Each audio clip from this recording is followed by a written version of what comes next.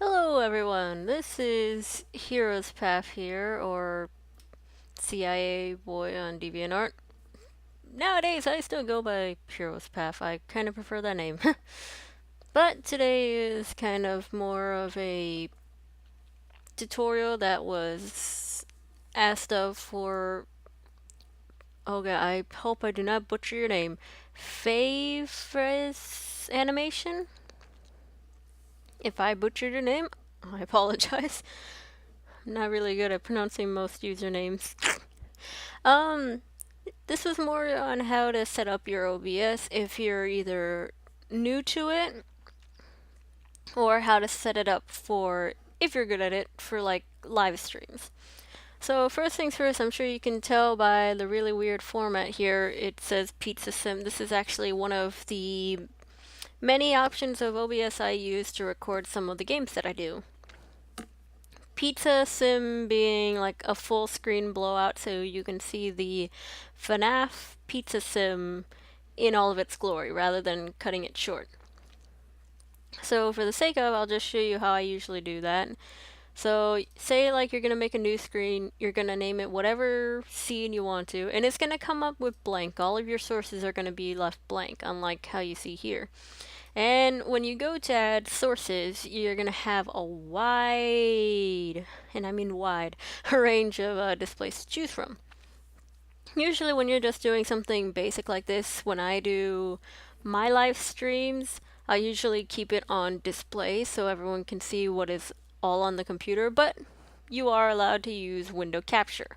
Window capture will allow you to capture any opening window that's on your screen. So say if you're just doing flash animations and you want to keep it at flash animations, hit the window capture and just find your flash program, hit OK, and that will be the only thing stuck on your screen. Aside from that, if you're doing a more polished live streams, there's many easy ways to do it. I'm sure you can see by my screen here, we have intro, break, and finish. My intro, break, and finish are little keynotes that I have made to make live streams a lot more easier. So before I start the live stream, this will probably be like the first screen you see that would be going up. And you're probably thinking, well, hey, where did all this fancy stuff come from? This is actually a kind of funny story.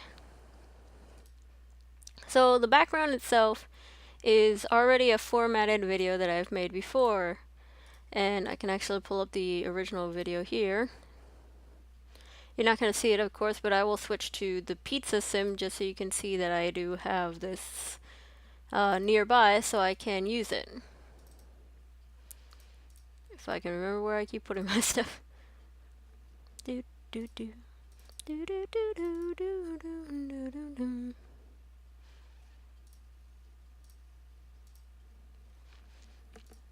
Do keep in mind it's kind of been a while since I've made one of these, so if I sound quiet, it's because I'm trying to actually find most of my stuff again.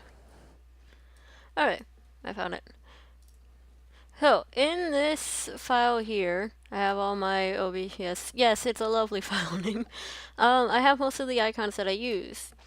Now, in order to make something like this, you have to have an actual video editor. In my case, I use my Sony Vegas 13 Pro. So I just went ahead and made a Sonic background. I saw the Persona 5 gif, which usually says take your time, and I was like, I want to use that. And then if you have like Vegas like I do, or any other program which is good for this, you can always use any type of video that you find that's easy to loop and use it as an overlay to your background image only, and it'll give that weird effect as you saw in the intro. You can add text into there. I recommend you make just the video that entirety on its own so it looks unique. You can have a window capture, you don't have to. I recommend just keeping it as background. You can add whatever music, things like that. And that would be your first thing for your intro of the stream. Then you want to make sure you're telling everyone you're taking a break. In my case, I found an old GIF of Sonic, and I found another one of these types of backgrounds that loop, and I was like, that sounds amazing. Then what you can do for the text, since this is a very different, you can see I can click on these, and that's by going into text GDI plus, and that will allow you to actually add text, type it in, and place it wherever you feel it is needed. This is another one thing. You'll make one of these however you feel like it. Always have your background, your images. Your images is literally just image or media source, whichever you prefer. I usually just hit image, and that helps me to find them. But if it helps you, I would recommend just hitting media source. And then the same thing goes for here. There was another background that I had found. I have my logo that I usually have of her. Then I have my own type of text settings, and this is one of the settings which looks like the Persona 5 settings, and you add the text again that way. So I'm just going to real quick show you the media source. So you have all the backgrounds. Your media source is any kind of moving image. Same with like if I go into here. Any media source is any moving image, and I mean like a video or anything that's big. But if you have just like a smaller item, you can always add it as image.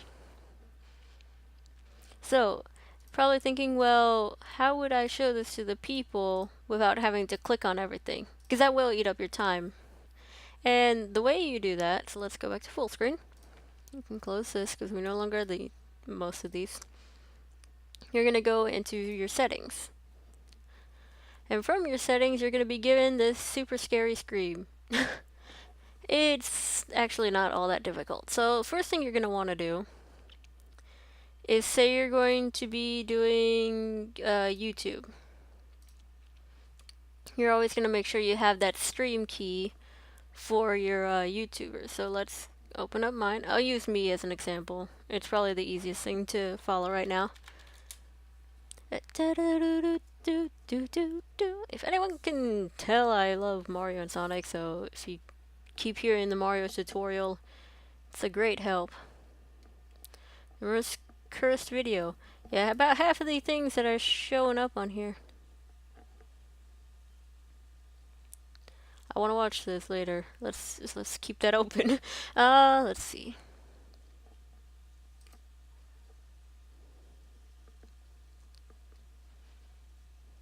So you're gonna go into your live streaming page. I don't care for this.